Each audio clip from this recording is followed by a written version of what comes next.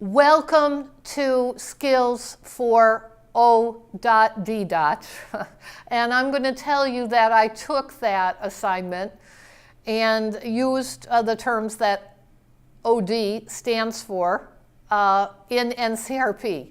Stands for either organizational development or organizational design. I hope that is what you were imagining when you signed up for this class. I have been asked to pilot this class, and if any of you have taken theories of conflict with me or ethics of NCRP and used my workbook, Holding These Truths, curriculum for multicultural conflict resolution, you will know based on the real-world case studies in that workbook that these skills, the skills of NCRP, when used effectively within toxic, troubled, unjust organizations and communities, have proved their ability to transform those organizations and communities and progress with justice, with what is needed, with relationship building and healing, with a multiple number of complexities within organizations and communities. Now, we will not be using that workbook in this course, but if some of you have not had a chance to introduce yourself to how these tools and skills are used in complex organizations and communities facing, let me give you a sense of the real world problems. Child abuse, violation of multiple laws, blatant discrimination, fraud and exploitation of innocent people, and a wide range of problematic cross-cultural situations. You might enjoy taking a look at that workbook and even working with it as we work together in this course. In this course, I will be instead giving you a reader a collection of organizational scholarship that I've published over the last many years. And I would recommend you approach it like you would any edited text. These readings are not necessarily related to each other, so it's not the same as a step-by-step book where each chapter was written to build on the last. Instead, it's a collection of important readings about organizational work I've done. I will be introducing you to some of the professions in NCRP, and they may even be of interest to some of you post-graduation. You might be interested in becoming a student member of some of their professional groups as you do your job search looking for the next step in your NCRP career.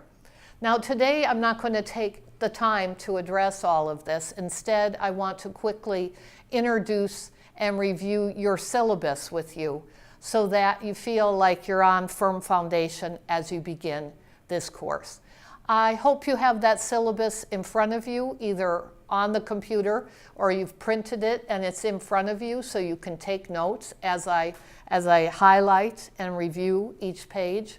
I am not going to read it line by line. I certainly expect every one of you will. This is our contract for the course. So it's what I use to grade you, and it's what we come back to if there's any confusion or questions in the course. You'll find on the first page what you normally would, my contact information, the course description, learning objectives, and outcomes, along with the required text. I will be readily accessible by email throughout this course, and for those of you who've never worked with me, since I'm only in my campus office during the school year, 1 day or 2 days a week for office hours, if you call me there, I'm not likely to get your voicemail until a week or so has passed. But if you email me, I usually am able to respond within 24 hours, 48 at the latest. If you do not receive that type of response, it's likely I did not receive your email, so try again. So that is the primary way of communicating with me. Now, the course description just lays out some of what we'll be doing in regards to organizational development design. The learning objectives are actually more important because these are what I use to grade all your graded work, including your postings each week in Blackboard. So you want to be using them regularly and asking yourself, is there anything I can do to demonstrate more of my course reading, my course knowledge with my classmates in my group each week? Let me go to the second page. Now, I will be posting directions, or maybe I've already posted directions for ordering your reader. It's critical that you keep up with the reading in this course. It's at the graduate level, it's intensive, but it really will make a difference in how well you do in this course, but more importantly, how well you understand how NCRP tools work within organizations that are trying to progress, to be healthy, not necessarily conflict-free, but positive, productive environments. Okay, second page. I start that page with the ways you can earn participation points. And I follow this. This is consistent with all my syllabi. So if you're not earning what you would hope to each week, I would ask you to go to the top of page 2 and review exactly what I'm looking for. What I'd like to highlight today are the graded assignments. Your midterm, which is your IRB organizational research proposal, and then your final paper. These are always submitted via Turnitin. You have to be careful that this is original work and you cite anyone that you quote, or Turnitin will reject your paper. But let me talk a little bit about what we'll be doing in this course.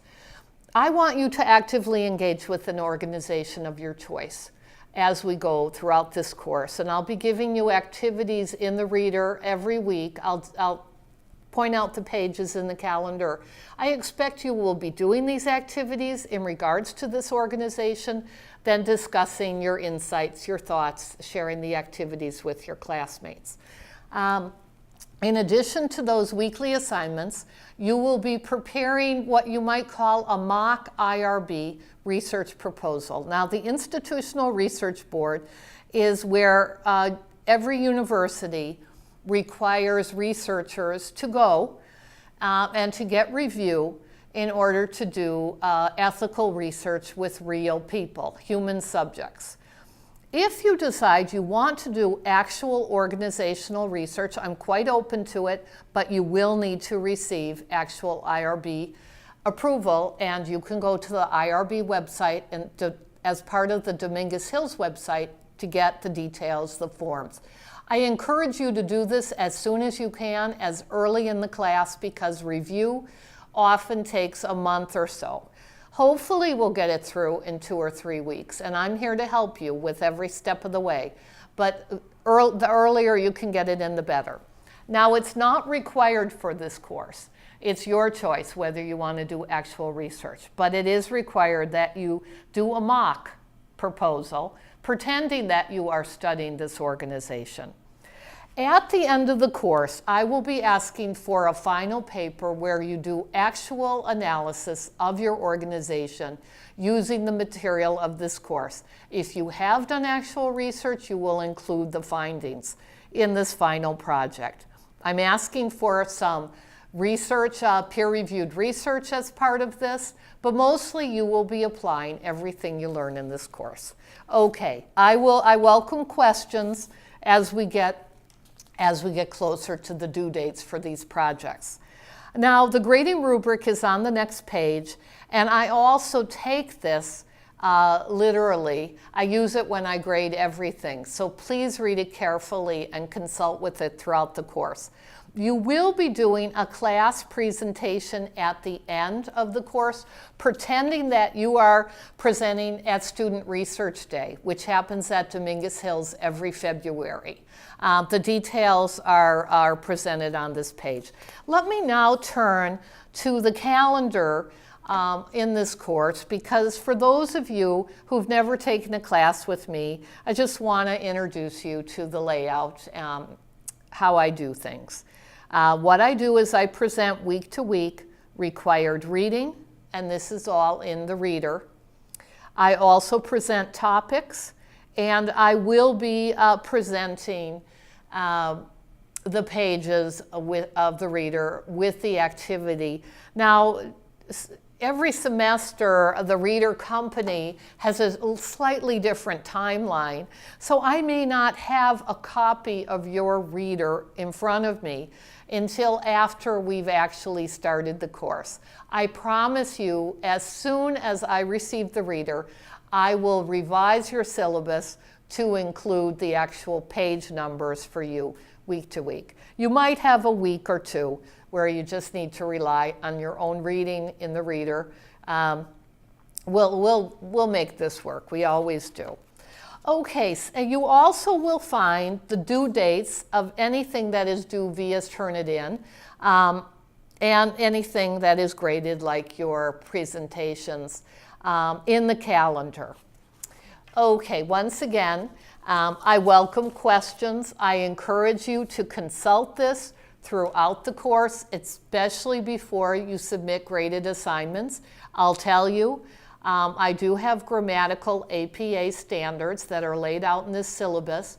If you do not have a habit of proofreading your Turnitin work before you submit to me, you will probably lose points. I would encourage you a week or two before you turn in that graded assignment to proofread your writing line by line, use spell check, and do everything you need to do to earn full points. I really want you to do your best in this course. Well, I'm excited about this course, both because I have a chance to show you the potential of NCRP to help whatever organizations you are part of or that you're concerned with, but also because I can introduce some of the most marketable, and you could say even lucrative, but most important to me, meaningful and important NCRP career paths to you. Have a good week. I look forward to joining you soon.